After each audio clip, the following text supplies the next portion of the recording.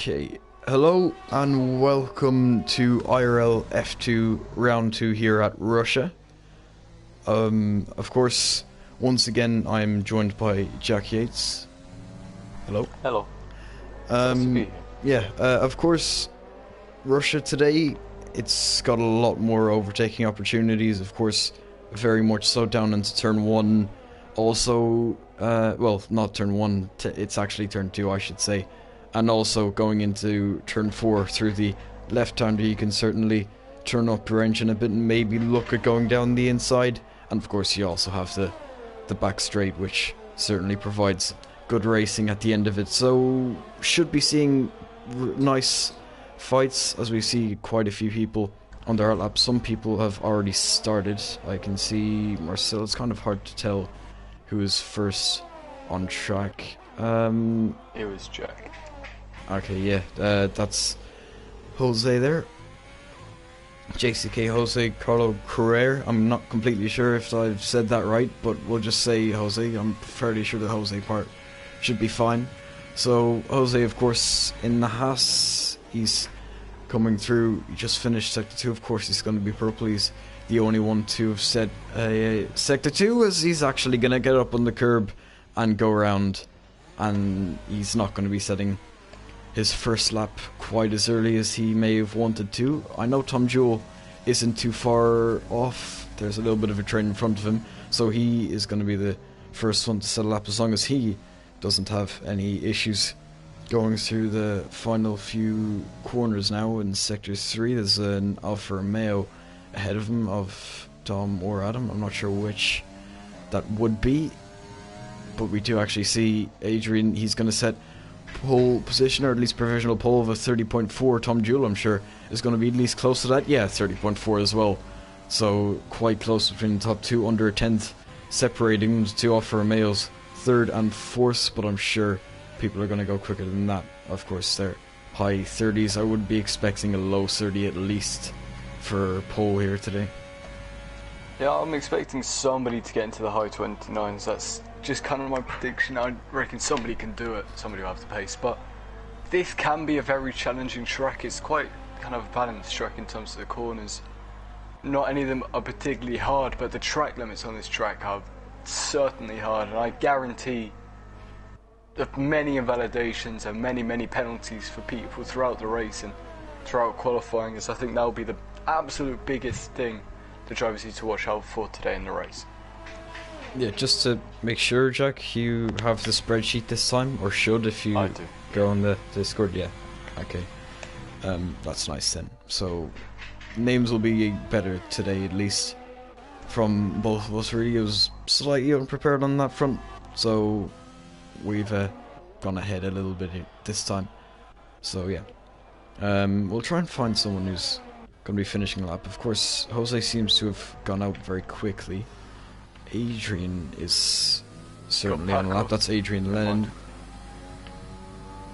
He's got a little bit of traffic up ahead, but it looks like it's got out of the way. That is actually his teammate of Shane there getting out of the way. I'm surprised they didn't give him a little bit of slipstream. Maybe they intended to, but it was at the end of the straight. So Adrian is going to be coming through the final few corners, of course. We'll see how he can do. Of course, his teammate has set a lap on the mediums. That's the 32.6, so he's going to be quicker than his teammate on his first lap at least. But everyone should, in the end, be going on to soft, so we'll see how he's going to do. That's 31.0, putting in P6. So seems the times certainly are slower. Of course, it's not as strong of an F2 grid as we've had in previous seasons, so you kind of have to expect it a little bit. But yeah, a 31.0 for Adrian there. Yeah, I mean, the time's on the fastest right now, but we can bear in mind it's only start of quali with still 11.5 minutes to go. But as it gets further into the session, I expect pretty much the majority to be in the 30s, just straight 30s. I think that's perfectly manageable for most drivers in probably the sort of place where you want to aim. But pole position, certainly going to be aiming for those high 29s, where I think it's certainly possible as my dog decides to bark. That's nice. Yeah, I also kind of cut off what you were saying there because I was turning up the volume. So some of that wasn't heard, but it's fine. Oh, whatever. Doesn't matter. Yeah, everyone in the pit does. Adrian, of course, he recently finished his lap, so we'll find someone actually did improve there. I'm not sure who. I don't think it was anyone going too quickly. Looks like it was you on there going 9th. I'm still not completely sure if I'm saying his name right, but You. yeah, he's in 9th for the McLaren team. No. As Jose is trying to finish up his lap. I'm sorry, go ahead. I just want to ask you, what teammate pairing on this grid so far, well, we've only been one race, but what teammate pairing on this grid do you think can do the best today and maybe go on to win the Constructors' Championship in the future? Well, on pure pace, I would say it's Paco and Jared, but in terms of like when you add in like the consistency part of it and that, well, who's actually the second Haas? I kind of forget. Let's see. Okay, yeah, the second Haas is Jose. I would say personally that Adrian Villarreal is the quickest. Of course, he's on pole. He had pole last week as well. But overall, as a team, I would say AlphaTauri. Tom and Tim. Overall, I think like it will be close between them and Renault, and I fully would say that Renault have a quicker driver pairing. But when you add in consistency, I think AlphaTauri have the edge. And at the end of the day, like when you're not in a wall and finishing, it's going to be better than the latter. Sorry, well, the first I should say. But yeah, I think overall it's AlphaTauri. Yeah, I think if we look in the past to previous seasons, then Jared and Pac obviously, I think season 5 were an unholy pairing in the Renault together, with them dominating the championship on both sides. So I think obviously they both are quick drivers, but in recent times and recent form, things haven't quite been going their way in terms of pace and consistency, really. Especially around this track where consistency is very important, where you kind of have to keep it on the track and drive like a normal human being. Yeah, one of the two AlphaTauris is on the lap. If you want to take over for him, Jack, that's Timber Stavens. He's going through turn 3 now. Well, yeah, turn 3. We've seen crashes happen here before. If you try and go side by side with somebody through here, touch wheels, you go spearing up into one, that is race over. And now another corner here. I don't know much about the Russian track, but I was saying it's easy to invalidate, and that's exactly what it's done. So this lap now that I'm commentating on is null and void and has no meaning. Back to you, Kevin. Yeah, indeed it doesn't. So 30.7 right now. I'm sure he would be wanting to improve on that. Of course, the two AlphaTauris, as I did say, they're probably the strongest overall pairing. They are second and fourth right now as well. So, I mean, being both in the top 5, that gets you certainly a few points. As Jared Fosbury there, showing a bit of pace, 30.6. And actually, Ross Williams now puts it on pole for a 30.2. So, getting closer and closer to that 29, well, sub 29 I should say at least. What is it? Or is it a sub 30? I'm not sure how that works. Yeah, sub 30 I should have said. But yeah, getting closer and closer to the 29s anyway, as Ross sets a 0.2. I'm sure Adrian Villarreal has something to say about that. Of course, he took pole last week out. Luke Quinlan, of course, as well in the Mercedes. He's shown pace, but in terms of consistency, I mean, last week he had quite a few penalties, and I'm pretty sure that was kind of the downfall, really. In terms of pace overall, he's not doing too bad, but when you have so many pens, it doesn't help. Yeah, I think... Okay, cut the corner. Louis Quinlan, he has pace, and he can be a quick driver when he wants to be. Except, as we're seeing from his current in-lap, he has a habit for cutting corners. And that doesn't help in the long run in your race, getting penalties, just dropping you further back on the grid. And also his racecraft is questionable, we'll call it occasionally at times, with him lunging it up the inside or outside or through somebody. It really depends on what mood he's in. But, and actually I've just realised he's giving us teammate of Reese March a little bit of slipstream there, so we'll pick up Reese March as he goes to finish his lap. Of course, he's on a 1:4.6, I think that was. That's overall in the first two sectors. It doesn't actually show the individual sector, but it's certainly not a purple sector anyway, or it didn't show up as a purple sector at least. As he goes a little bit wide, a little bit off on the curb, he had to counter steer there to make sure he could stay on the track, as that's a certain validation that it is, so he's not going to be... and round in the final corner as well, getting up on the curb. I was about to comment on that before his two bigger spins. Last week, Reese March had a lot of oversteer problems, and then just understeer with it. He had a huge issue with just controlling his car. He's up in the podium positions, but then as his car just kept going away from him, more worn tyres, he dropped way back on the grid because he just couldn't control the car. And it seems like he's got the same issue again today. Maybe it's the setup or whatever it is, but you can see in the corners his car just kind of floats. It kind of drifts away from him and slides about like it's on a little film of air. And I think that's definitely going to cause an issue for him if he spins like that during the race. And invalidating it could drop him back again when he's quite a quick driver. Yeah, certainly. Of course, if you're spinning at any point, it can really just kind of ruin your race. A little bit of damage as well after pit lap 1, 20 seconds off the grid. It never helps. Of course, a safety car can help with that. It's kind of your only hope, really, at that point when you do spin. So, yeah, of course, I wouldn't say anyone really is hoping to spin, at least as I go on board now with Antonio Moretti. Yeah, that is his second name. So he comes through to finish Sector 1. It's not purple. I would be expecting him to be one of the guys who's going to be certainly up there. Of course, his teammate left the league like right before this race, so he's kind of alone right now until next week, because there was really no time to get him a teammate, and even then the first reserve wouldn't be able to race today anyway. So yeah, that was Charlie, but he left right before the race. So,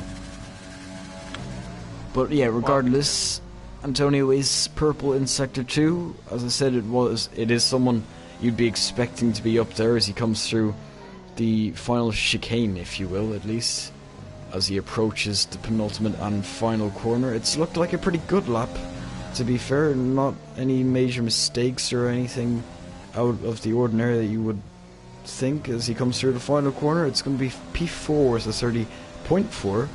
So obviously his first or last sector wasn't quite up to scratch, and he loses 2/10 on pole position right now, but I'm sure he can do better than that. Of course, that is only his first lap, but can he get back to the pits though? I'm not sure. I think they have more time than it actually shows us. Like, they're probably in the 3 minutes, but even then it is still a little close. He's going to really have to push it to try and get that into the pits, out the pits, and back round again. So I think that could be the last lap we'll see from Antonio today, but it's not an awful lap at all. I mean, 30.4, that will suffice. But as you can see, the top 7-ish kind of are all very close to each other, with only about 4/10 splitting first to 7th, which is close. So any sort of improvement can gain you a position, and that's what they're going to look to do. Any sort of position change upwards is perfectly fine. That's what they're looking for, I imagine. So I think coming into the final couple of minutes of qualifying now, we're going to be seeing just how close this grid can get and who will be able to push the hardest to get themselves furthest inside the grid. Yeah, as most of them, of course, on their outlaps. Tim Brustadens is someone who's currently on his lap as he comes through turn 5. That's also a purple Sector 1. He's 2/10 up on his previous lap, so he is actually going quite quickly as he goes a little bit wide. Not the best entry through, I think it's turn 6, so maybe not the best Sector 2 that he'd end up with, but certainly he's on the pace in Sector 1, so this could be something at least close to pole. Of course, the rest of them more or less are on their outlaps, so we'll see how he's going to be doing in Sector 2, how much he's up. 3/10, so that would put him on a 0.4, I think it is, so he's going to be at least top 3 with this if he can finish it out well as he comes through the chicane. very, very tricky, of course, with the rear end usually stepping out quite significantly there as he gets a little bit of traffic that goes straight on. Luckily for him, there's no hindrance there as he comes through the final corner, and it's going to be P5 at 30.4, of course. Couldn't improve enough, so that's going to be Tim's qualifying over as the Alfa Romeo comes up behind him. I'm pretty sure that is Adam Corrigan. It is, as he's on a lap. He gets a little bit of slipstream. Of course, this is one of Adam's preferred tracks, so I'll let you take over his lap, Jack. Okay, well, Adam, we know he does like this track, and I think he might have won here before as he gets right on the curve, which is what you want to do through turn 3, coming into turn 4 now. We've seen people invalidate before. Quite a tricky corner as he gets a little bit sidey on the exit as we get our provisional pole sitter just ahead of him. His teammate actually retires down to 16th, which is horrible for him. 3/10 off the closest person, but luckily 3 people behind him haven't finished their lap yet. Adam goes wide and invalidates his lap. Why is it every time I watch somebody? I'm cursed. I'm sorry. Yeah, of course, Tom Jewell is on a lap. Actually, that's why Tim Verstappen's did this lap a little earlier than anyone else, because now he's going to be able to give a little bit of slipstream to his teammate as a Renault is off completely. Okay, well, that's Jared. It looks like he wasn't actually completely out of it, as we see Tom getting plenty of slipstream from his teammate Tim there. The two AlphaTauris, a very nice slipstream for the two of them. As he comes through to finish, I didn't actually see if he was up. I didn't really notice if there was a purple sector, but he's currently on a 30.4. He's going to be looking to do better as Adrian improves. He's on a 29.8, so first person into the 29s. He's on provisional pole. We'll see how Tom Jewell can do. He's a little okay. He actually got lucky there. He's going to be able to continue his lap as the Ferrari goes off. Tom Jewell sets a 30.3, so he's not going to be able to go on pole. Ross Williams is actually in the pits, so he's not going to be able to be improving. Louis Quinlan on a 30.3, he's invalidated his lap. Jared Fosbury is off track, so he's not going to be improving. We see Jose, he doesn't improve either, he stays 10th. As we see now Adrian Lennon here, he's going to be coming through the final few corners. Maybe he can do pole. A surprise pole maybe going through the final corner. No, he's going to improve to 10th, so not enough.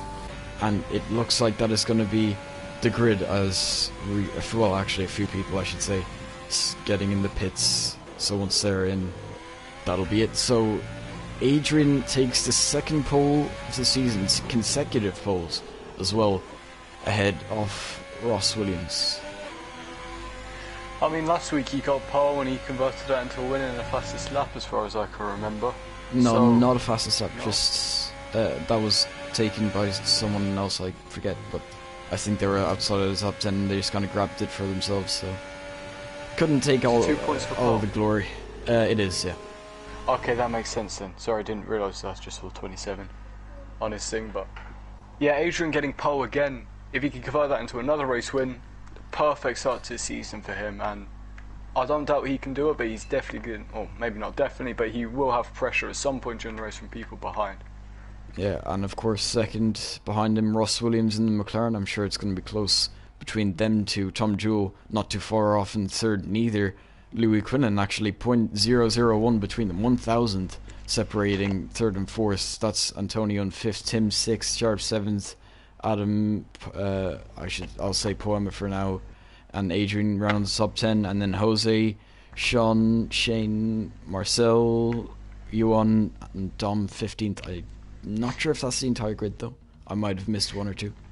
I think Paco's down in the back. Yeah, Paco is, yeah. Now, we were talking about the Renault team, saying that they have pace and they can do good, but they're just not consistent enough. And Paco not getting a lap in at all.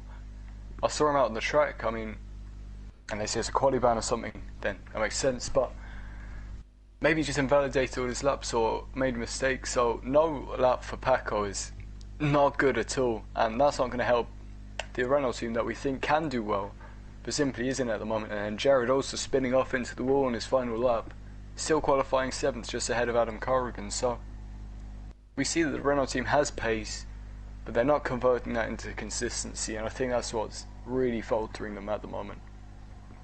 Yeah, it certainly is. As I said earlier, it is really consistency with them. Of course, they have had their fair share of crashes. I mean, Paco also crashed there last week in at the exit of turn 12. Jared, I'm not actually no. Well, Jared did take a podium last week. To be fair to him, he ended up third. So yeah, I mean, as I said, like they can do well. It's just if they can be consistent enough up there. And I just don't really think they can do that right now. Maybe they'll end up proving me wrong. Maybe they'll get some 1-2s later on in the season. But right now, I don't think that how they're doing right now is good enough for constructors and certainly drivers either.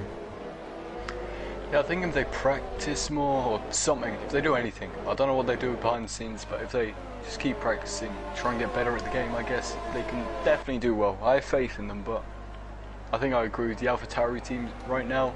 Seem the strongest. If they stay on the track, Tom Giorno is a bit of a quality merchant sometimes, but in the race he can convert that into good results, and maybe he'd do that today, currently starting third. This is an easy soft medium on this track. Unless there's rain, I cannot see a single thing changing the soft medium. With much more people this week. Even then, if there's an early safety car, people just won't pit. It's just not worth it, so it really is just like that. It's the soft medium, and that's how it's just going to go, unless, of course, you're on the mediums outside of the top 10, which I will mention Sean and Marcel both going for softs. Maybe that was a mistake. Maybe they didn't set their tyres properly, but both of them are starting on softs at the end of the day outside of the top 10, so it's interesting. Maybe maybe they're hoping for an early safety car. Maybe they're thinking they can just do better if they start on the softs compared to the mediums, which I mean the softs will be a lot quicker than the mediums, that's for sure, there's no doubt about that, but it's just kind of a question of how good will the softs be at the end and how much can he pull away in the early stages. That's Sean and Marcel, how much they can pull away early on. Yeah, that's for sure. I mean, it's much more of a 50-50 split this week, because I think last week we only had like 3 people on the alternate strategy. Can't remember how it went for them. But this week, with much more people on the alternate strategy, I think we're going to have a little bit more of a balanced race in terms of seeing what the different strategies do and how it works for them. So it's going to be interesting to see, for sure. We're just going to have to keep an eye out, see what happens. Safety car is quite likely, I'd say, so it really depends on the situations that happens in this race, whether it favours the soft pits or the medium pits, really. Yes, it'll line up now, so we'll get ready for the start.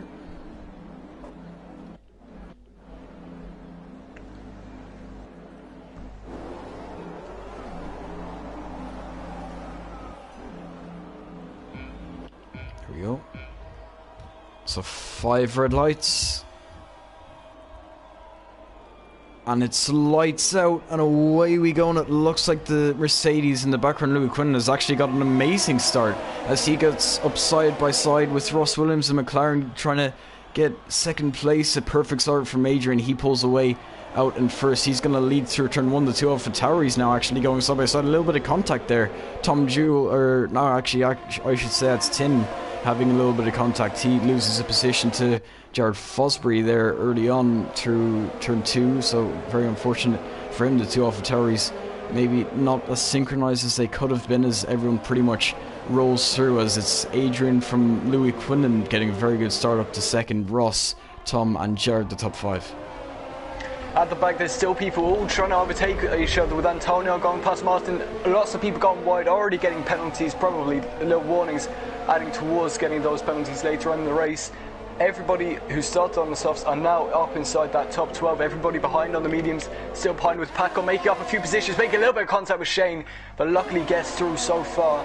I saw many people going side by side, people going wide. Now we've got Ewan Course, he's trying to go up the inside of the racing point now, except Paco Suarez in the Renault ahead of him is going to make this difficult, except he's still going to try and go for it. Shane, a little bit of contact though, and Shane stays in front for now, but Ewan, he's not going to give up just yet, coming into sector 3, still going at it with lots of fighting happening on this first lap, already intense. Yeah, it looked like he had a little bit of a look, as actually the Mercedes there has a look on the Ferrari, it seems, but he wasn't able to quite make any use of it as he drops down to last. As we see someone pitting there, I think that's Adam Corrigan actually pitting on lap 1, so he must have got some damage, as the timings of course messed up as usual. It is not Jared Fosbury that's leading, although I'm sure he would love to be leading right now. Side by side there from Storm and I guess that is Martin there, as Martin actually is a bit of a bad exit. I was like, I really cannot get an angle on this, but he does actually lose 2 positions. They're losing out to the Williams of, I guess that would be Sean there as well. So not a great couple of corners from him. Can I please just fix itself? Please. Timings have just died. Jeez. Completely ruinous, except Dominic Harley's just been overtaken by Reece March right at the back now. These lot, I do know they're at the back because it's sorted itself now.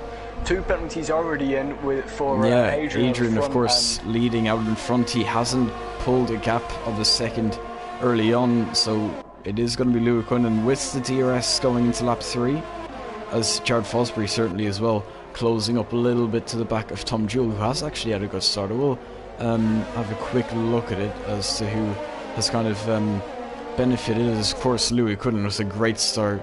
He goes up into P2 very early on. Tom Jewell actually losing out there. Actually, he started P3, of course. Jared Fosbury a nice start up into P5, and of course Tim kind of mixed. He lost some and gained some, so he ended up pretty much in the same position. Marcel was an amazing start, up 7 positions right into the top 10. So I guess his strategy with the softs perfectly worked out for him. We see the 2 who did start on softs, that's Sean and Marcel, both into the top 10, as Jared is going for a move on Tom Jewell. Will go on board with him. Tom Jewell's going to try to close up in turn 4, but I don't think he can do it, so Jared is going to go up into P4, and he's going to be chasing after the top 3 of Ross, Louis and Adrian for sure, who are following a little bit in the DRS trainer now. Adrian hasn't been able to gap them, of course.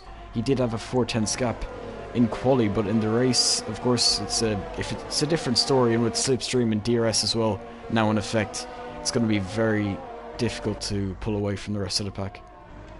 Yeah, Tom Joe having a little bit of issues there as he got a little bit wide, losing that time to Jared. Luckily still in the DRS, which is pretty crucial on this track for just staying behind people. Really, as we can see, Adrian, who was the quickest in quali, like you were saying, only about 7.5 tenths away from the people behind, with the penalty too, but as this race progresses, I will have no doubt that they will get more penalties. But currently Alfa Romeo team having an awful time with Dominic Hurley going on the hards, which is utterly diabolical, and he's going to be crying by the end of this race. And then Adam Corrigan going on the medium, so that's probably going to be a 2-stop for him. Yeah, and I can actually see visually as well. There's a train top 3, and then a little bit of a gap to the rest, and then there's the 2 Alfa Romeos who are miles off the grid, so not a great situation at all. Not too hard and proud there, lads. Quite sad. Yeah, all Irish team, of course, says looks like Tim had a little bit of a look on his teammate, but of course I'm sure they're maybe employing a little bit of team strategy to at least be fair when they're fighting with each other, and Tim, I guess, backed out of it, making sure not to come together. Of course they are trying to stick with Jared Fosbury. Jared Fosbury is kind of losing a little bit, I guess, to the top guys. Of course the gap 2.5 seconds, we'll see how that develops. Of course I had the gap to leader on 2 seconds ago, so I can't be sure if he's losing or gaining, or maybe not at all. Maybe he's just going at a steady pace, but we'll see right now. The top 3 is they're very, very close to each other. Adrian, of course, already having a penalty. Louis Quinlan still following closely behind him. Doesn't look like he really wants to make an overtake. He's not closing up overly all that too much, but actually I say that he does have not too much ERS, so maybe that's I guess at this stage of the race Louis Quinlan just wants to sit behind and maybe harvest a bit of that ERS that he doesn't have much of, but sit behind, get more ERS, and maybe overtake later on in the race, maybe after the pit stops or just before, something like that, see if that works out for him. But the AlphaTauri team, Tom's been falling back, Tim's been going up, so maybe at some point during this race it'll be more beneficial for Tim to go ahead of Tom, as he could have more pace at some point during this race. With Tom doesn't look like he's quite as strong as he looked in qualifying, but Tim during the race has been going up the grid, so I think it's going to be interesting to see what the team decides what's best for their drivers.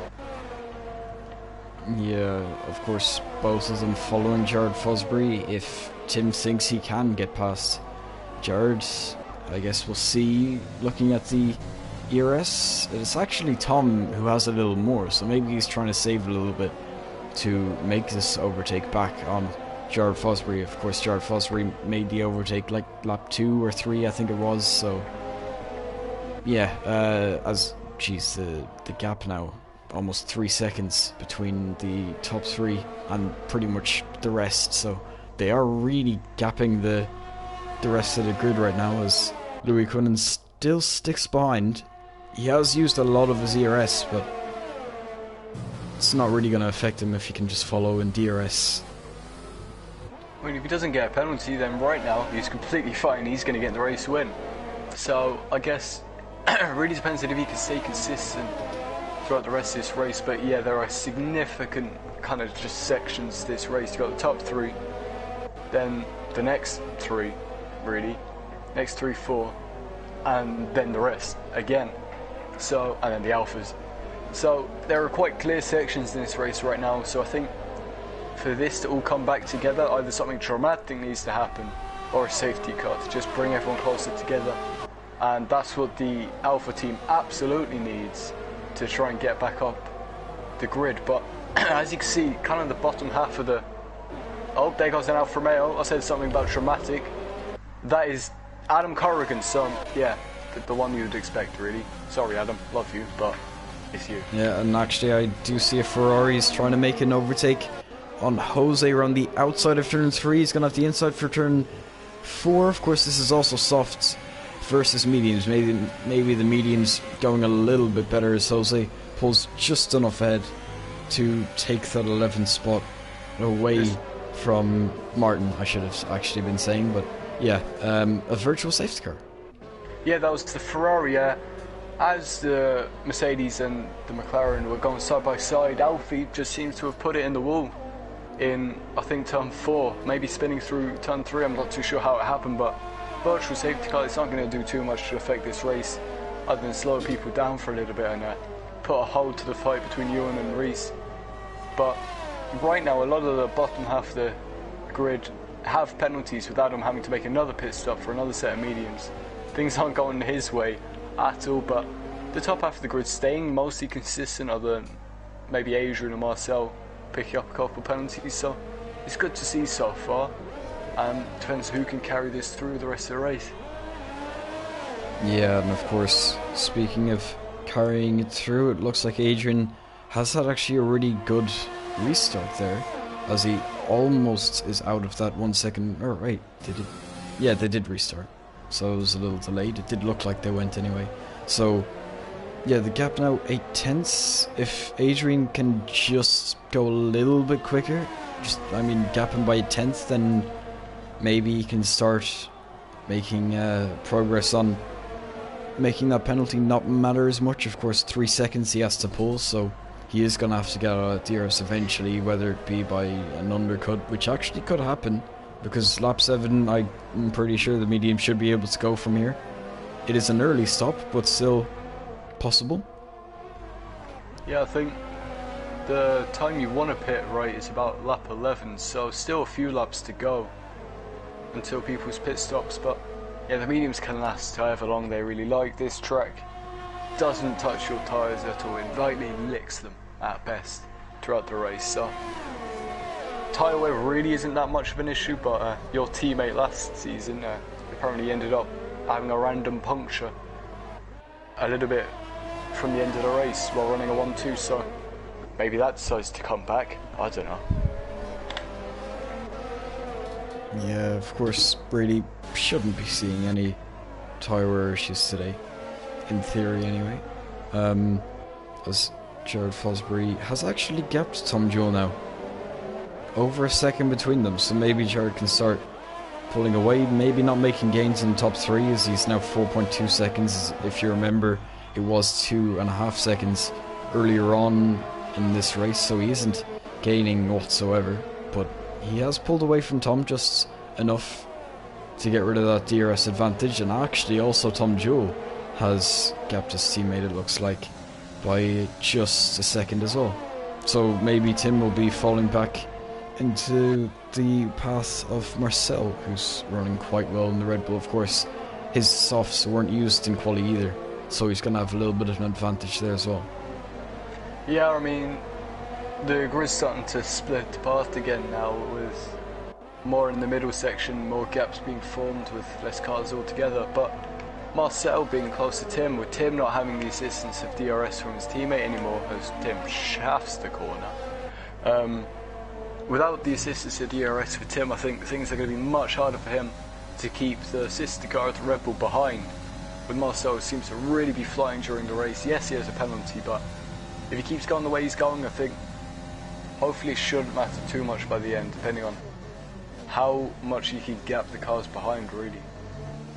Yes, we see behind, from Tim's perspective at least, looking back, as Marcel does seem to have a little bit more grip. Of course he should, having not used them in quali either, so is looking like Marcel may be able to make a move, maybe out of the final corner. Of course, a few people pitting there actually. That's Jared and Tom both in, trying to get a bit of an undercut on each other, so I guess, well, maybe Jared was looking for an undercut, but it didn't quite work because Tom followed him right in. Of course, Tim is going to have to go an extra lap, so he's not going to be enjoying that.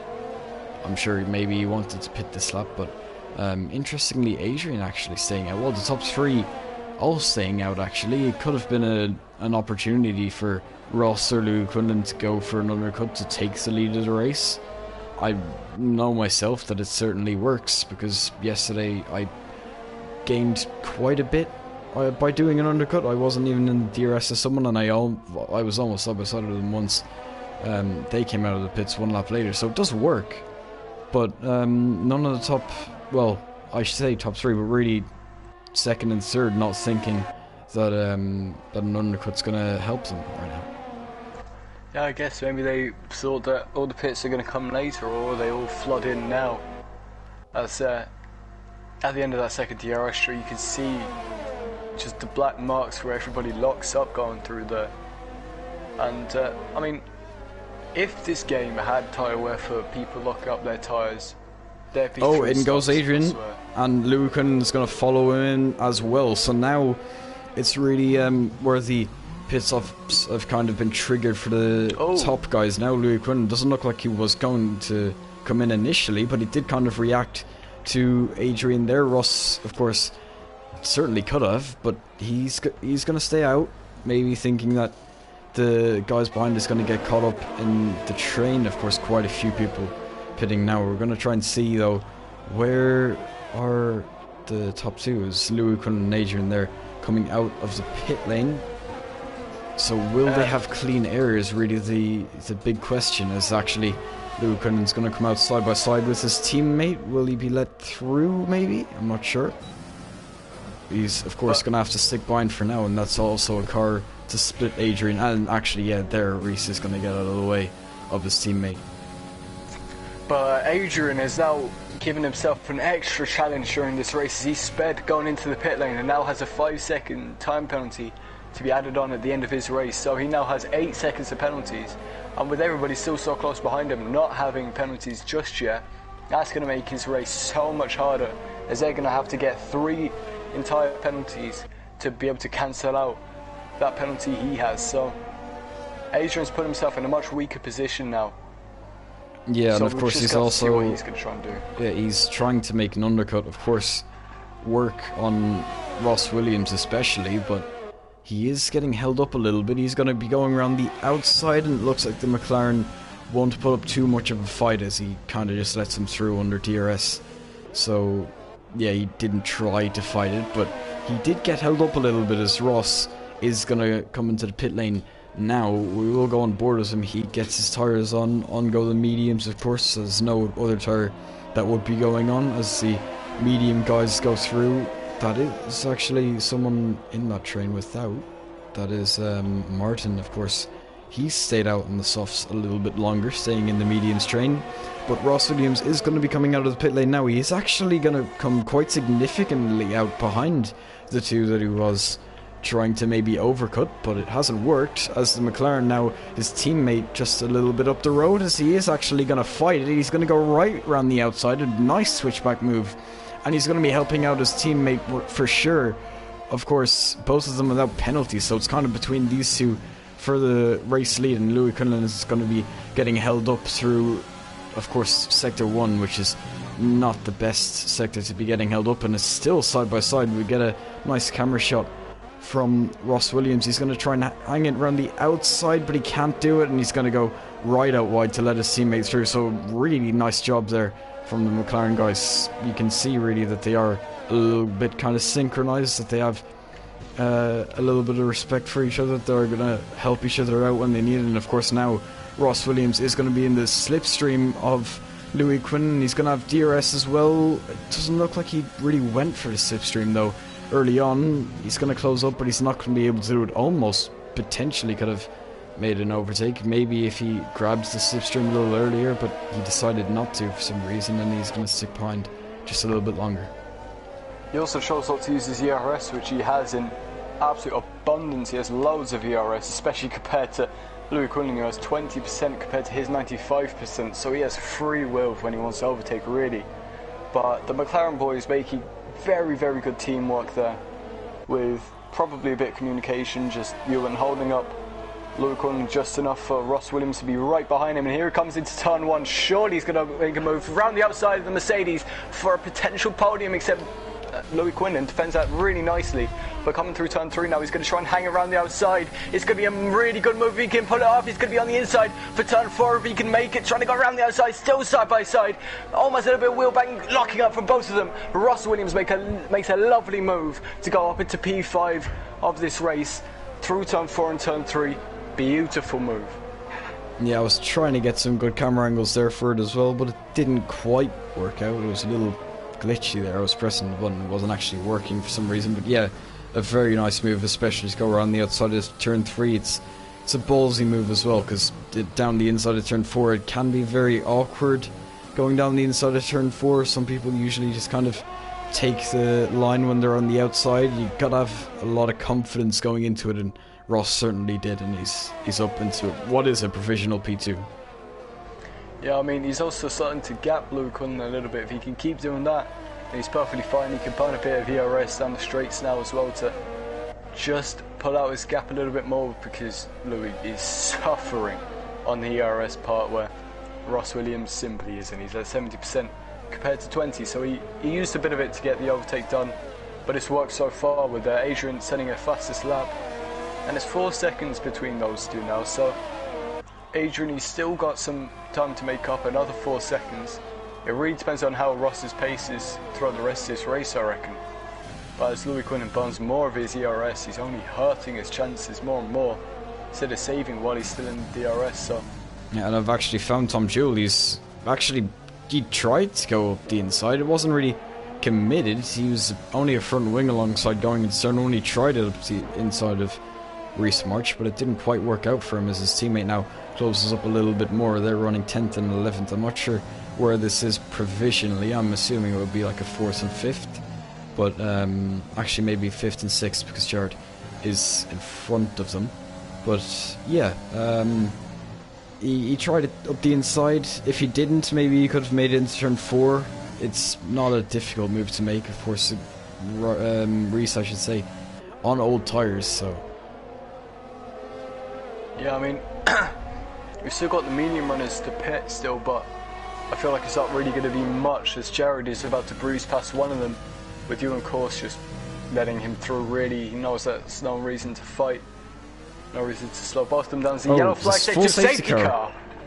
Antonio out as well. He was one of the ones really you'd be thinking could have went for the championship this season. Of course, it's going to be no points the second week in a row. The first week really wasn't his fault. This week, I'm not really sure where he went out, if you saw it, but it looks like actually the exit of turn 10 there, going onto the back straight. So actually, I know that's perfectly possible to do. I've done it before myself as well, spinning out of turn 10 and a full safety car now, which actually helps a lot of the guys who went on mediums.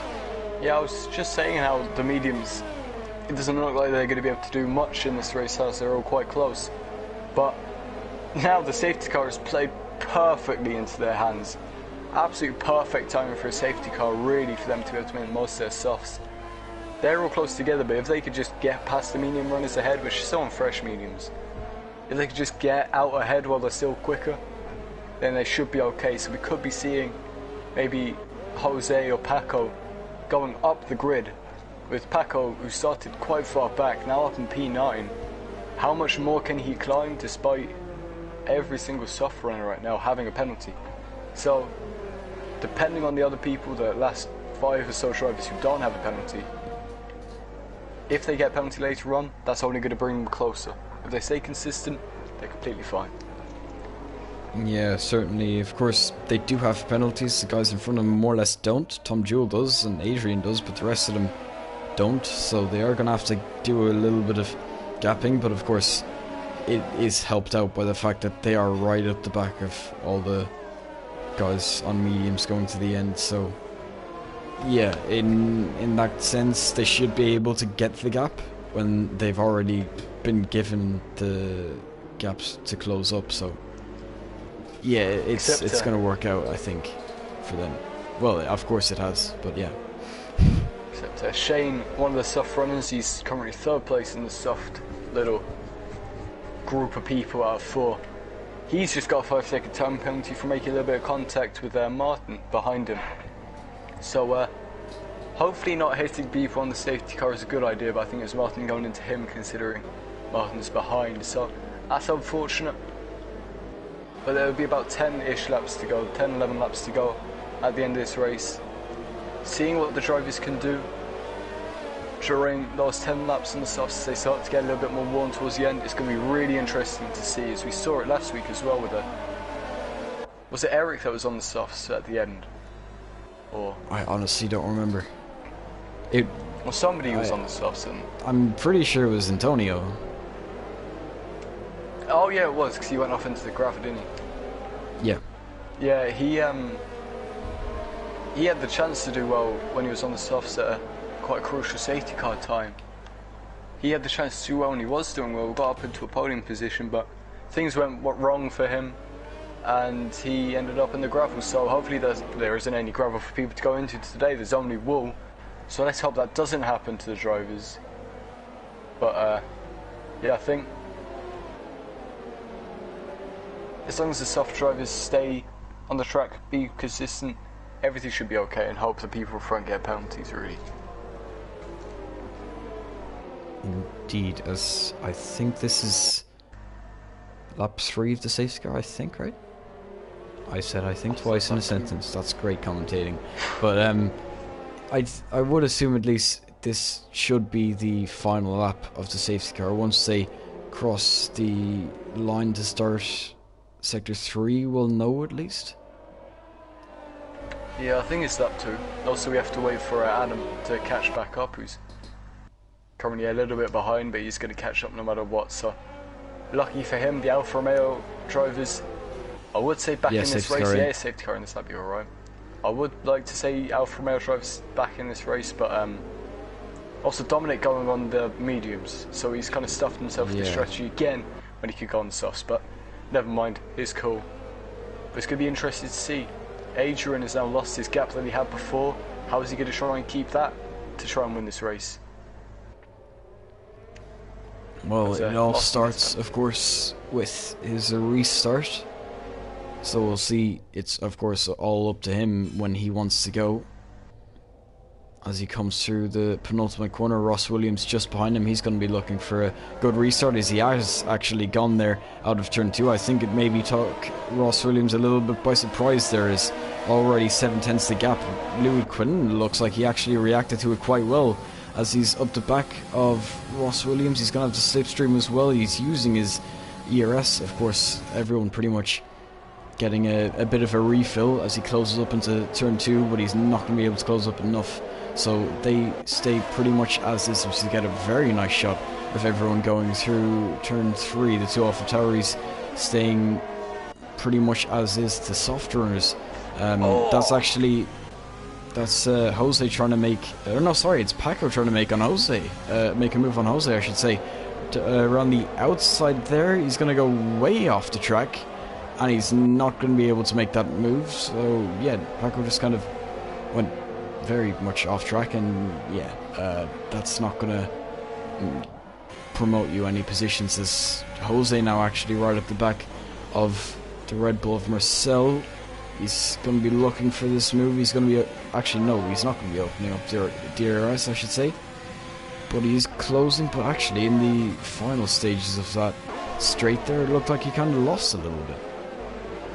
Yeah, but Louis Quinlan tried to go for a move up the inside of Ross Williams and hit his rear tyre, lost the rear a little bit and lost himself time, which brings him closer to Jared, who's just realised, that he's suddenly somehow in contention for a P2 right now, considering he doesn't get a penalty, or Ross Williams doesn't get a penalty. If Ross got a penalty, he'd be the only one without one and could take this race win.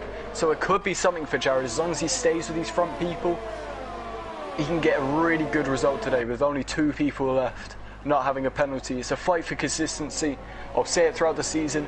It's going to be really interesting to see as Tim also picks up one recently on that restart lap, as Paco's getting really close to Jose, who's just behind Marcel as well, coming into turn 3. Turn 4 we've seen has been an overtaking opportunity for some. Jose looks to the inside turn 4, except couldn't find anything through the corner, but Paco's getting very close, makes a little bit of contact, almost loses the rear. Jose goes up the inside of Marcel and goes up into P7. Lovely move as he goes, so Marcel goes around the outside, still fights for position. Paco, he's suddenly come out of nowhere, loses the rear end a little bit. Paco Suarez still... Oh, you're talking at the same time. Yeah. But yeah, at the end of that, of course, Marcel losing out 2 positions, as Jose does eventually make that move, but seems very a little bit awkward at times there. Of course, Marcel losing the rear and him having a little bit of contact with Paco. Paco used that as an opportunity to go up the inside, and he ended up making the move.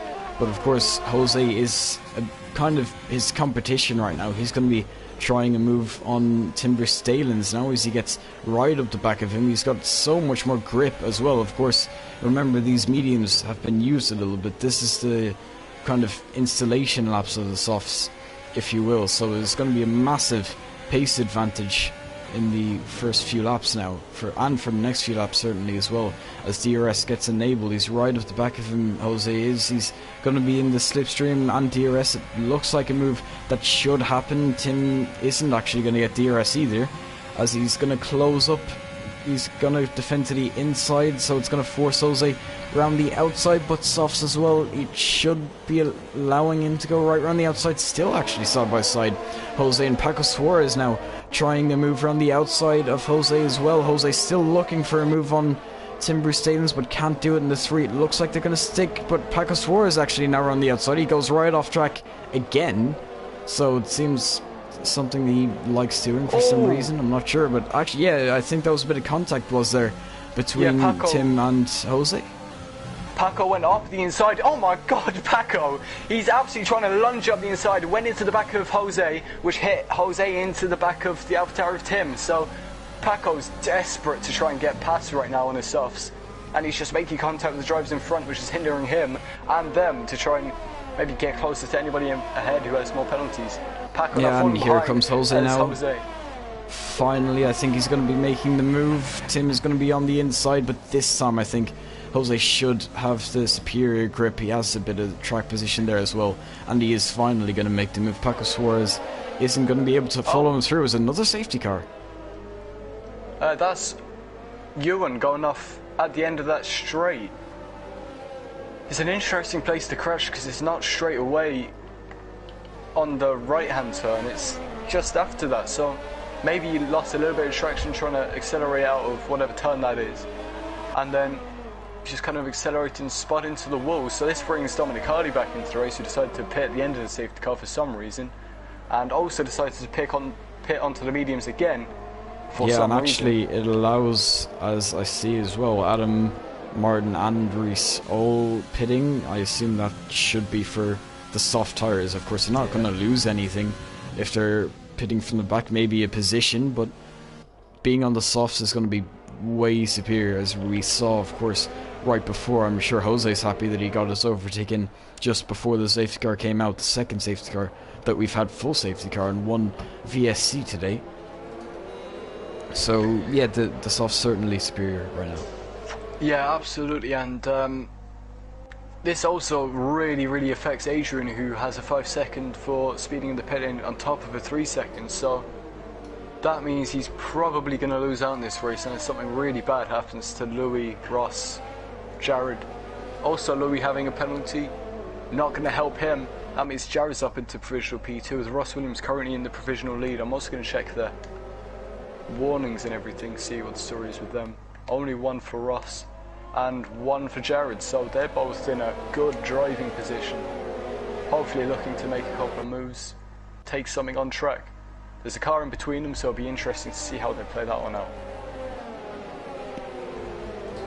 Yeah, certainly. Of course, one thing that I would actually bring up, Ross Williams, of course the driver behind him has a pen, the driver in front of him has quite a few pens, so really, is he going to be going for this lead, or does he kind of sit back and try and compose himself to make sure he doesn't get any more warnings? I'm not sure. I mean, maybe it would be worth it to go and try and get it. There's of course the threat of Jared Fosbury there as well. He also has no pen, so really it's like, does he go for it and maybe get a pen but have the gap, or does he stick behind and hope that he doesn't get a warning? Or maybe two. I didn't quite hear if you said he had like 2 warnings, but if he's on his last one, then yeah, I think Ross, if it was me personally, I would sit back and just let it happen, because Jared's got to get through one car and then through you, and if you just park it, you're fine. He doesn't need to overtake. Obviously there's the glory of getting it on track, but I'd rather just win, if I'm honest, no matter how. I think sitting back is the better option, depending on if Jared can even get past Louis Quinlan. So it's really what Ross wants to do, what he thinks is best. I mean, I have faith he'll make the right decision, and if he sees the opportunity to overtake, I mean, why not put 2 cars between him and his next biggest threat? So on the restart again, if Adrian could get as good of a restart as he did last time, then that'll certainly help him somehow. But it's going to be really interesting to see who decides to do what, how they decide to play this race.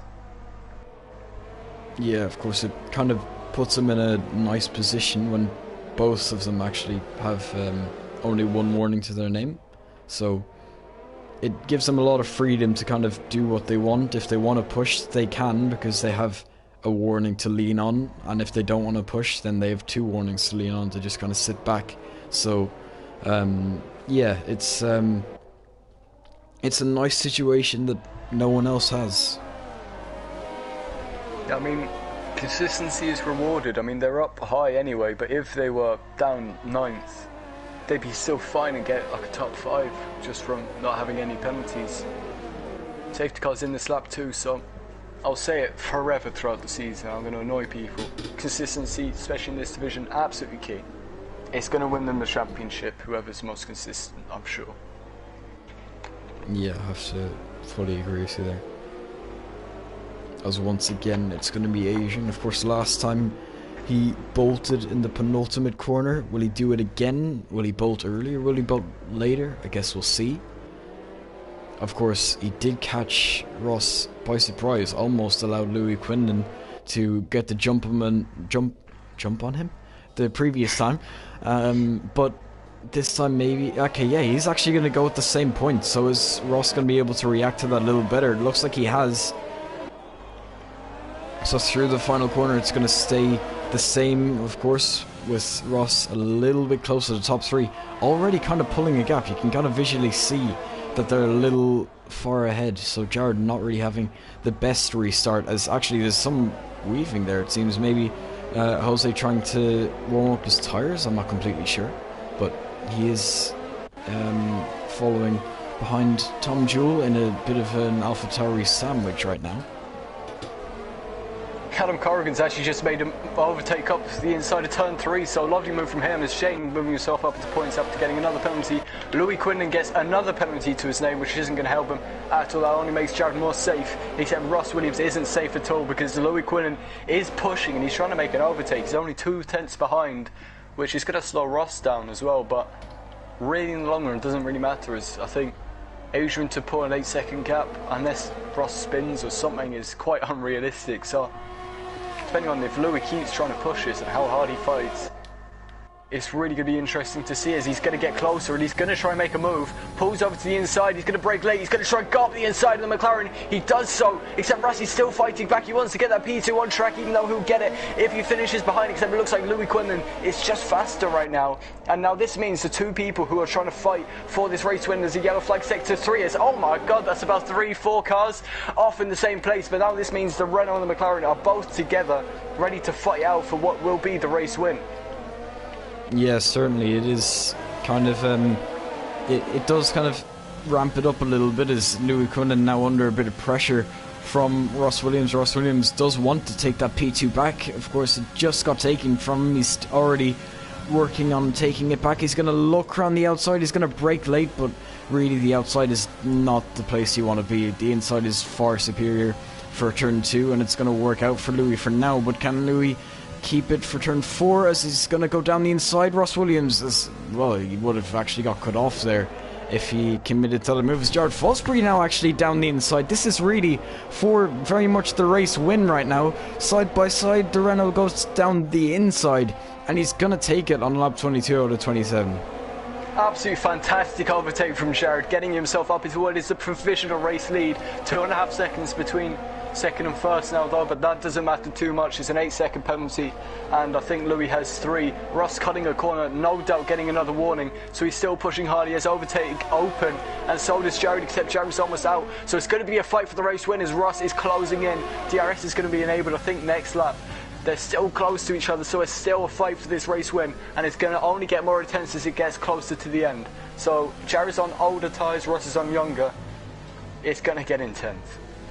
Yeah, it certainly is. All this fighting is certainly allowing Adrian to get a little bit away. Maybe he can taste a little bit of a win if he can get that gap a little bit more. Of course, right now it's about 6 seconds to this slot. Of course, they need to get no pens, but it will work out for him if he can keep going how he's... Actually, no, I read that wrong. But he is actually going to Ross Williams up the inside of Jared Fosbury. Just Jared Fosbury moves a little bit in the braking zone, but he's going to keep the position as Ross Williams is going to try it again. He's going to look to the outside. He's going to get his front wing in there, but I don't think it's going to be enough unless he really brakes very, very late, actually. There's actually a massive crash in the background. It doesn't affect the two guys really going for this lead. That's Jose and Tom going around. They're way out of the points now. A yellow flag in Sector 1, of course. No safety car or anything. Doesn't look like they had any damage to them, but yeah, it looked like Tom, or no, I'm not sure, was it Tom or Jose who was following the train, but whoever went up the inside was also getting overtaken by whoever was behind them, and they kind of made it like a 4 wide kind of thing and spun Tom and Jose around. Yeah, I mean, I didn't see it, all I saw was Tom, but right now Ross Williams is ahead of Jared. Ross has no DRS, but Jared has no ERS. So if Jared can make the most of the small amount of ERS he has overtake.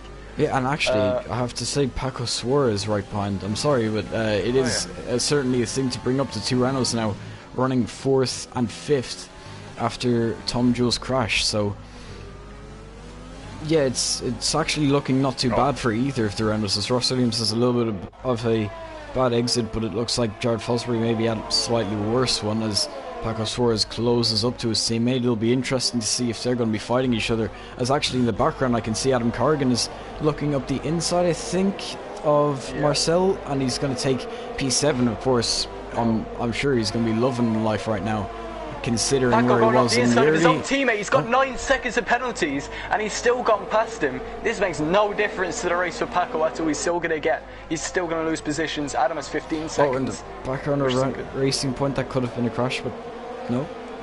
Oh. But yeah, Paco, who has 9 seconds of penalties, has just split Jared, his own teammate, to try and fight for the race win, which helps them in the constructors' words. And then Paco has split them up and is going to try and fight for something which is just kind of trivial, and it makes no real difference to him. There's this yellow flag behind again, who I think, is that Jose again? That looks like Adam Corrigan. Stuff is happening. That is Adam Corrigan. And actually Marcel... Oh no, sorry, that's Dom. Dom and Marcel, it seems. Or maybe just Marcel? Actually, yeah, it was just Marcel. Because Dom must have been there already. I do see a bit of a fight there. It looks like Martin went down the inside of Reese March pretty easily, actually, it seems. And he's up as Reese has a very, very bad exit there. He's saving his car multiple times through the exit of turn 14, but yeah. Yeah, right now Jared is almost out of the 8-second gap that he needs to be within to try and overtake Adrian at the end of this race with penalties. If Adrian gains another 2 seconds on Jared, and Jared's out of this race, and he won't be getting P2 right now. Russ, who I'm going to check again, I think is on 2 warnings. When I checked, he was on 1, so we must have. If he's on 2 now, then he got it recently anyway. But I saw him cut, so. Ah, well then. Yeah, Paco Suarez, he's gonna have to really make the move here to justify it as he goes a little bit out wide. That's certainly gonna give you some warnings. It's not the best way to do it, as he seems to be going out very wide quite a lot. Yeah, he'll be looking for a move. He still has 9 seconds of pen, so maybe he didn't get a warning for it. But as I said, he's going to have to justify passing his teammate, because his teammate, of course, is the one going for the win of this race. Paco Suarez, if he doesn't make a move on Ross, it's going to be all for nothing, really. Especially with Paco having 9 seconds of penalties, people behind not even having that much. So he's going to have to gap quite a bit to even gain like a few points, whereas teammates going for the lead. So it's really an interesting dynamic going on between the Renault guys. Yeah, and if he fights too hard, then if he loses a second and a half, they've both, I mean, Jared has lost points in the constructors for Paco as well. And they only looks lose like Reese March had a little bit of an incident there in Sector 3. Maybe, or maybe I was on his own, I'm not sure, but he's lost quite a lot of time in 13th. Yeah, but if Paco fights Ross too hard, if he ever closes up that gap with a couple laps to go, if they lose too much time, race over, you can say goodbye to more constructors' points. But right now, Ross Williams seems to be very happy to take up the race win, with Paco kind of putting a wedge in between him and Jared and a win. So it's really interesting to see. I was kind of expecting Paco to do it, but it's not something you would really expect to see from a teammate, to just blast past a potential race win. He's on the faster tyres, but I mean, I think this is really where we'll see if it's worth it or not, as Paco Suarez closes up to the back of Ross Williams. He's going to go down the inside of Ross Williams. Softs versus mediums, of course the softs are going to be far superior. He's going to be on the outside as well. He's going to be trying it. There's yellow flags in Sector 1. It's not going to be affecting this fight as Paco tries it around the inside. He's going to be on the inside for turn 2, well, the second part of the chicane at least, and actually both of the Renaults go through there.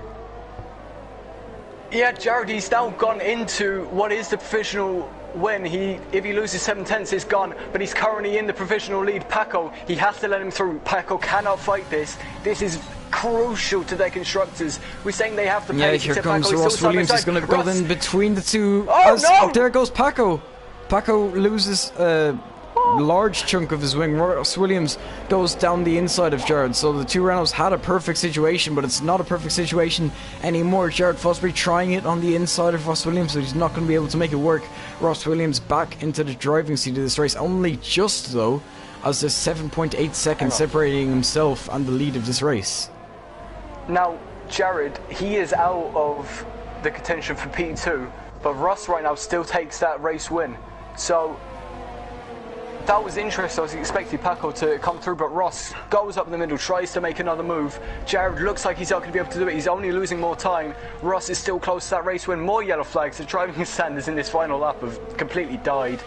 And Adam Corrigan's in P5. I've no idea how that's happened. He's got like 18 seconds of penalties anyway. Side by side with Tim, and it looks like he's going to be able to keep this. Of course, Tim won't be having any DRS, so pretty much equal there. Slipstream as well, but can't get back past. As yeah, you have to say the two Renaults kind of bottle a perfect situation in a way, they probably could have handled that better, but it is going to be Adrian Villarreal who's going to cross the line in first for the second week in a row. Louis Quinlan is going to take P2, but he does have penalties, so he's going to be falling back a little bit. Ross Williams is going to take the win, and Jared Fosbury can't take P2. So you can see that was the difference. That's how little Ross has. Yes, 6 thousandths there separating the top two, so Ross barely taking it.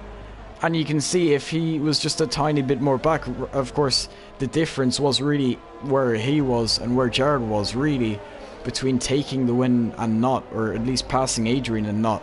And Jared P3, Ross Williams takes the second win of the season, or well, the second race of the season. 6 thousandths is nothing, absolutely nothing. Try and calculate 6 thousandths in your brain. Imagine that. Oh, that's so close for Ross Williams, only just in that final lap, despite the fighting that he had with Paco after Paco shafted himself into the wall as he went up the middle to get past Jared again. Driver of the day goes to Paco, but it's not going to be my driver of the day, personally. But what a win from Ross. He really, really, really fought for it at the end, despite Paco trying to get through, trying to do whatever he was doing. And then Jared being a bit unfortunate, still getting a podium though. Could have got a race win, could have done something. Yeah, as Ross Williams, of course, sprays the champagne, taking the top step, of course, by 6 thousandths of a second, barely anything in it. And I mean, really, it could have easily gone to either of the two in first and second, but Ross takes it. Yeah, I mean, it's really something. Again, Adrian coming in with a P2, still being strong in his Haas, really doing well right now. But as I'll go down the order, of course, Ross taking it ahead of Adrian, really could have gone to either of them. Both great drives from both of them, but I would give my driver of the day to Ross, having no pens. That's really the difference there. Jared Fosbury takes a third place. Louis Quinlan dropping back to fourth, Tim fifth, Sean in sixth, Jose seventh. The Alfa Romeos actually recover in eighth and ninth. That's Dom and Adam Corrigan. Pecco Suarez takes the final point, and then Shane Martin, that's Adrian, Tom, Marcel, Reese, Uwan, and then the bottom two. Actually, no, the bottom three DNFs, I should say. Yeah, I mean, my driver of the day, I feel like I want to give to Ross and Jared, because Jared going up the grid, getting no penalties, was just kind of unfortunate at the end. You ran out of VRS, and Paco kind of got in the way. I don't want to put the sole blame on Paco, but I feel like that was one of the things that helped things go seriously quite wrong for the Renault team today anyway. But Ross, very well done. I would personally give the edge to Ross purely because of how really Renault as a whole, it was kind of a team thing of how they handled it, because they went on to the last lap in the perfect position. Of course, it was Jared Fosbury who was in the net lead, but then it whatever happened between the two Renaults, it allowed them to go in between. Paco spun out, and Ross took it. So yeah, if you could add them, by the way, that would be nice. Oh yeah. Or you could do it through your customs. Well, actually, yeah, no, I just remembered you had the custom.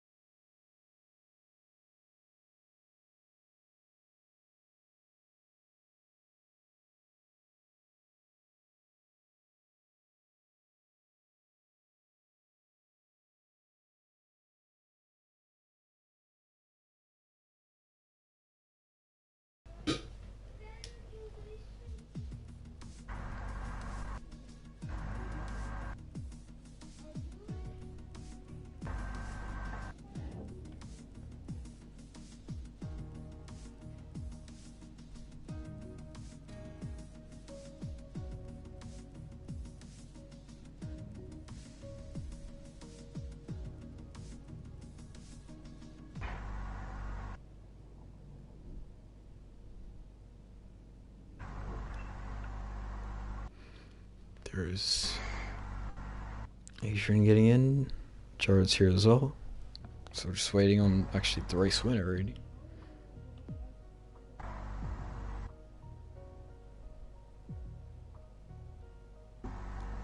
And there we go. So I'll just have to wait a little to make sure I can actually hear everyone, because my Wi-Fi can be like that. And I can. So yeah, we'll start with you then, Ross, if we have you. Yep. Yeah, of course, 6 thousandths was the gap in the end. I'm sure you can't believe it either, that it was that small of a gap. Really could have gone to either of you. Like, one corner taken a tiny bit differently was really, it could have been that. So yeah, you take the top prize in the second round. Of course, the first round you had a podium, you didn't expect it. Today you have a win. So how was your race for you then? This one was actually quite difficult. Is just had to stick with Sassy and Venom all the way. It was just the three of us just in this train all the way, and then I knew I had to stay on the back of Sassy, otherwise he would just go. So he managed to get away. Sassy's pace was ridiculous today. He was by far the fastest of us. So GG's to him. But yeah, the fact that I don't know how I won, to be honest. I just don't know. By 6,000. I was looking at the delta in the last two corners that I was behind, so yeah. It was quite just a lucky ending, but yeah, GG's to everyone else on the podium. They drove really good races. So.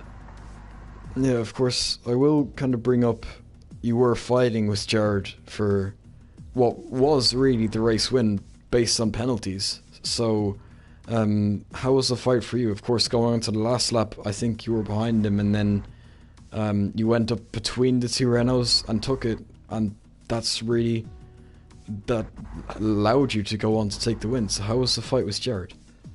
I mean, it was he had got the better of me, but I managed to get back past him, and I knew he was going to let Paco through and try and get past me, and they managed to both get past me, and then I had that unfortunate collision with Paco on the pit straight. It was a good battle, a good move. I enjoyed the move, but unfortunate for Paco. I just don't think he realised that I was there, so it's just one of those. He's unlucky. Yeah, of course, next week is Britain. You've taken a podium in the first round, a win in the second round. What can you do in Britain?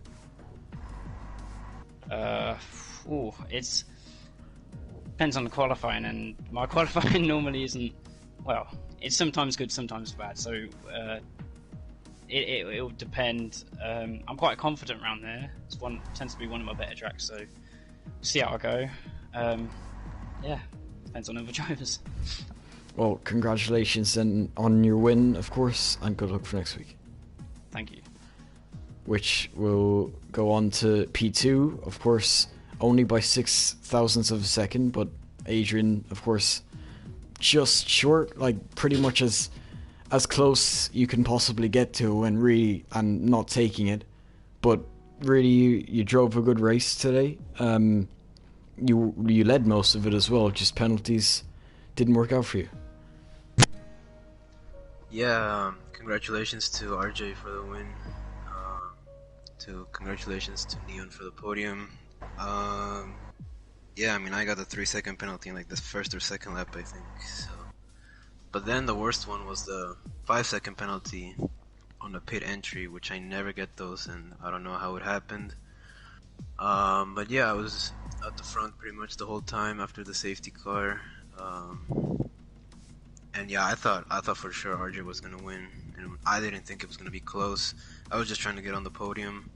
So after the second safety car went in, I just told myself I'm just gonna drive as fast as I can. I'm not even gonna look at the delta or anything. And yeah, I actually came up closer than I thought I would, but obviously close is never enough. So congratulations to him. Not getting penalties, amazing. So yeah. Yeah, obviously, really, in terms of actual battles, it wasn't really too eventful. Of course, he had Louis Quinlan on the back of you early on after his very good start, I have to say, getting up into second by turn 1, but that was not Tom really. Jewell, Oh, I think. no, Tom started third. He dropped a position, actually, so. Oh, okay. I thought it was him that was in second the No. whole time. Well, yeah, a little bit of a mix-up there. But yeah, obviously you had him just behind you for quite a while, running in like basically the top 3, you, him, and Ross, but not really too much fighting. Next week, of course, Britain. There's certainly overtaking opportunities there, just like Russia. How do you think you'll do around there? I think it'll be okay. I think I like that track more than this one, so just try to do a good qualifying and no more penalties, hopefully. Yeah, well, congratulations then on your P2 and good luck for next week. Thank you. And then it's Jared who took the P3 in the end. So do we have you, Jared? Yeah, I mean. Obviously, in the end, maybe it's bittersweet because if circumstances were a little different, I'm sure you think you could have taken the win. And there's no doubt that it could have gone really anyway between you, Ross, and Adrian for the win. But in the end, you came just short in third. Well, there was no way I was going to win, you know. As a person with F1 pace like Sassy Pickle, it's kind of ridiculous, you know, to try and go for it, win. To be honest, he had some good pace, I'm not faulting him. He's got it. He's going to be a challenge this year, and, you know, it was a hard day for me today anyways. It's Mother's Day, and it's, you know, something I don't really like, to be honest. But, you know, the fights I had today were quite good, had some strong pace, and then Louis and Ross were just a bit reckless, a bit silly with their overtakes, you know, shoving each other off track and everything like that. You know, it might be hard and clean and fun racing, but, you know, one's if you crash and then cause crash, which then happened between me and Tom. Tom went for a bit of a silly dive and, you know, it caused crash there. So I'm happy with third, but the win should have been mine if Sassy wasn't here. But second could have been mine as well. But I'm happy with third. Well then, maybe a bit bittersweet then there. Next week is Britain, of course. Took actually, you've taken 2 podiums in the first 2 rounds. Do you think you get another next week? Well, it just depends. If Sassy keeps driving like Eric's pace, then probably not. But I've started last day before and I've won it, so, you know, anything can happen. Like, I've got a chance, everyone's got a chance, but, you know, those Renault drivers need to kick our ass in the gear because, you know, Paco was a bit hurt today with penalties and it didn't really go his way with JCK being a bit iffy and certain drivers, so we'll just take it as race by race. But right now I need to pick up my pace if I want to have any chance for the championship and any chance for Britain to have some success. But I will say one thing, the Renaults will be quicker and we're going to be fighting a lot more aggressive as the drivers around us are fighting more aggressive, so maybe we may be a bit harsh on overtakes, but we'll just have to see what goes on each race by round, you know. A lot to say there then. Well, congratulations anyway on your P3 and good luck for next week. Yeah, cheers man, thanks. And that will round out the stream then. So that has been round 2 for F2 at Russia, brought to you of course by myself and Jack as the co, who will of course be here next week as well. So be sure to tune in for that. Of course, it looks like a very close fight at the top. Anything can happen for sure, as we've seen a 600th gap for the lead today. So really anything can happen.